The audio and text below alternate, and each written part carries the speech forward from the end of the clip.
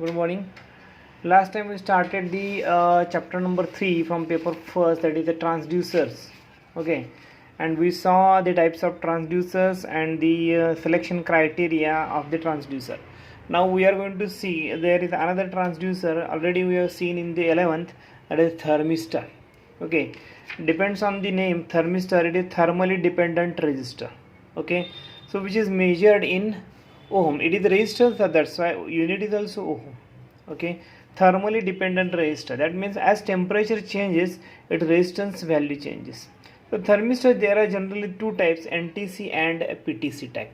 A negative temperature coefficient and this is a positive temperature coefficient. If we see this graph, if we increase the temperature, resistance value goes on decreasing. This is called as negative coefficient. So this is known as negative temperature coefficient. And in a PTC type, if we increase the temperature, the resistance value goes on increasing. This is the PTC, positive temperature coefficient, and the negative temperature coefficient. So depends on the application, we are going to use NTC or PTC type.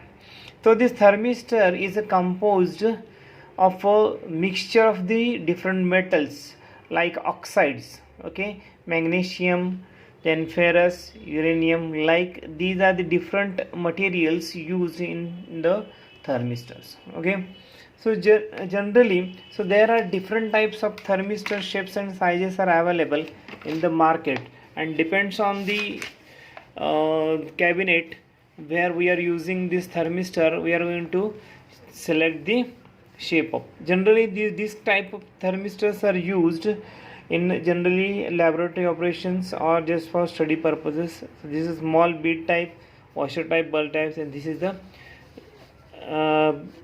change in the resistance with respect to temperature, which see in this one. Okay, typical range available in the thermistor is 0.5 ohm to 100 mega ohm.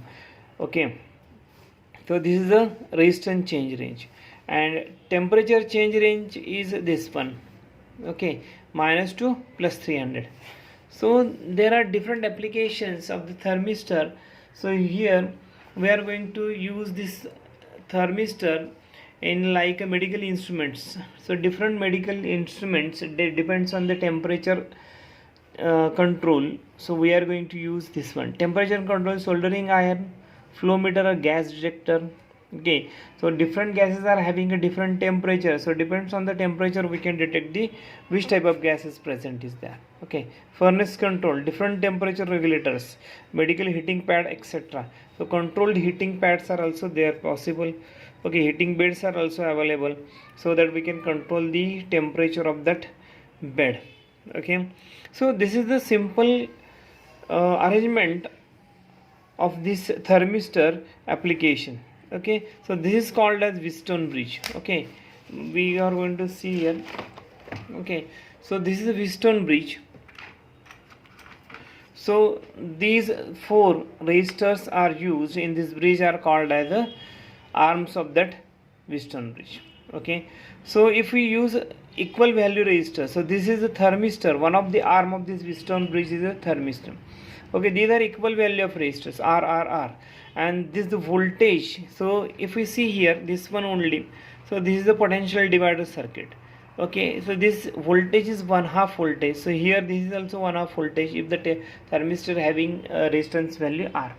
Then this bridge is balanced, and here voltage 1/2 and here voltage 1/2, so there is potential difference is 0 volt. So initially when bridge is balanced, the voltage is 0 volt. Okay, so this thermistor is put in the cabinet where we are going to control the or to measure the temperature of that particular cavity.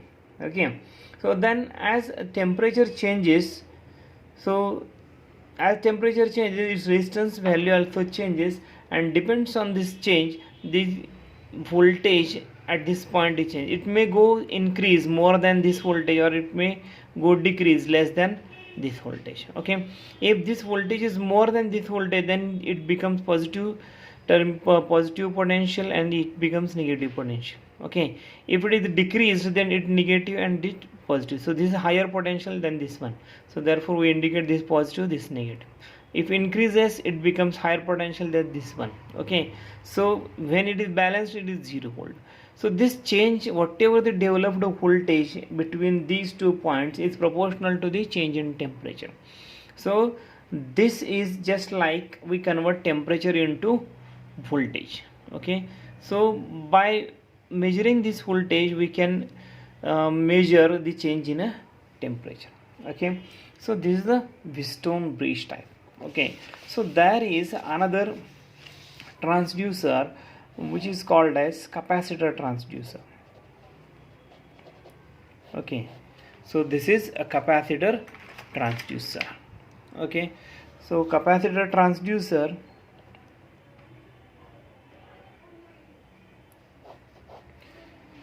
so this transducer is based on the principle is a change in a capacitance value. Okay, we very well know that capacitance value is proportional to the area of the plate.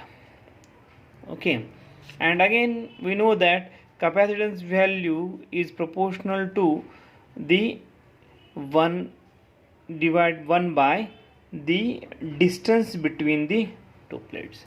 So capacitance value is inversely proportional to distance, and capacitance value directly proportional to the area of the plate. So capacitor structure is like this. These are the 2 parallel plates placed in front of each other, and this forms a capacitance value. So this area of this plate and this plate in front of each other, okay, not this one. Okay, so in front of each other, so the area of the plate decide the capacitance value. Okay, as area of the plate increases, okay, as the area of the plate increases, okay, so its capacitance value increases. But here the distance between the 2 plates, if the distance between the 2 plates decreases, capacitance value increases. Okay, if the distance between the 2 plates increases, the capacitance value decreases. If the distance between the 2 plates decreases, capacitance value increases. So it is inversely proportional. So the capacitor transducer contains a insulating container. Okay, insulating container like made by plastic or something. So it is the insulating material container. So there is a one static plate. Okay, so this is a conducting plate placed at a fixed position. Okay, so this plate is called as a static plate. Okay, so this plate is called as static plate. It is a fixed plate, and there is one diaphragm which is placed over the static plate. So diaphragm means it is a flexible. Okay, so this flexible but conducting. So this is a static, fixed but conducting, and this is a flexible but it is a conducting. That's why it is a flexible. So sometimes it is called as diaphragm. Okay, so it is called as diaphragm. Okay, so this diaphragm is flexible. If there is a pressure from outside, okay, air pressure, okay, if there is a pressure from outside, then this diaphragm is flexible, so it bends inward. Okay, so this diaphragm gets bends inward. So this bending is depends on the air pressure. If there is more pressure, then this diagram gets more bend at inside. So what happens as this diaphragm bends inside, so this distance between the 2 plates decreases. Okay, so this distance and this, if you observe this distance, this is very less. As distance between the 2 plates decreases, capacitance value increases. There is simple construction. Okay, so this is a airtight container. So there may be a very small opening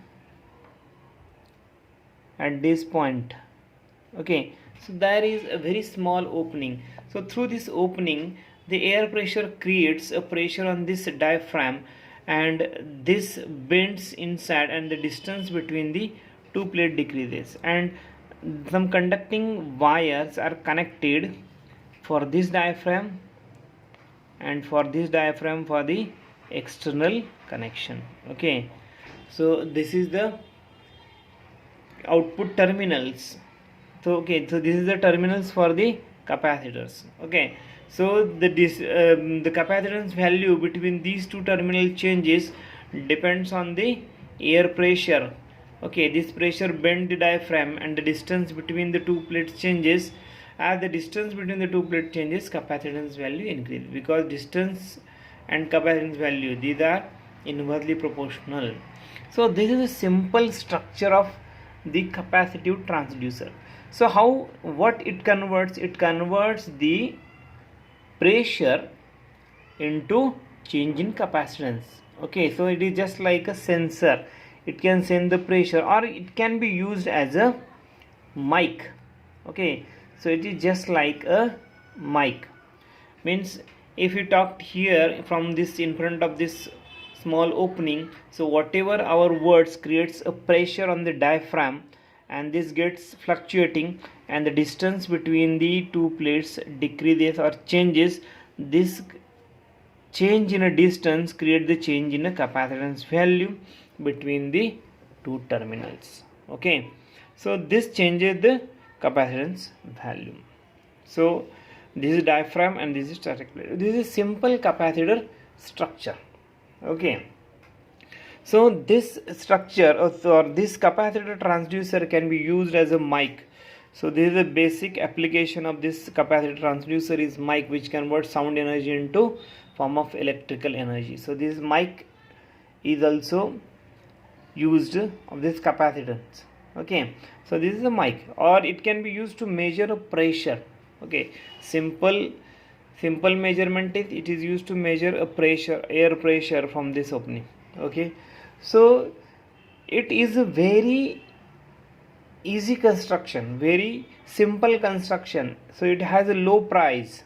Okay, price is also low, and its construction is very simple. Okay, so it can be used to measure a static as well as dynamic quantity of pressure. Means what? Static means if you apply a constant pressure, then the diaphragm bends over and it gives a fixed capacitance value. Okay, so that means we can measure a static pressure with this capacitor transducer. And dynamic pressure means what? Dynamic pressure means it is nothing but a sound. Okay, if there is a speech, okay, that creates a variable pressure according to our wording, and that is nothing but a dynamic quantity, dynamic pressure. So static as well as dynamic. Static means it is a fixed pressure. Okay, static and dynamic, both the quantities can be measured with this mic. Okay, but there is a little bit disadvantage is that, so this diaphragm flexibility gets changed, and it depends on the temperature. Okay, as the surrounding temperature changes, its flexibility gets changed. Okay, so because of that, as its flexibility gets changed, so you cannot get a exact replica of the pressure or whatever the sound. So it depends on the temperature. Okay, so if we are using long lead, there is also one advantage. If you are using long lead, it increases the additional capacitance. Okay, so this is invisible, or this is stray capacitance, unwanted capacitance. Okay, so this is nothing but a capacitor transducer. Okay, so all this is given here in your textbook. So this is the advantage and disadvantage I have explained here. Okay, so now we are going to see this LVDT, linear variable differential transformer. Okay, so this is nothing but a transformer. So LVDT,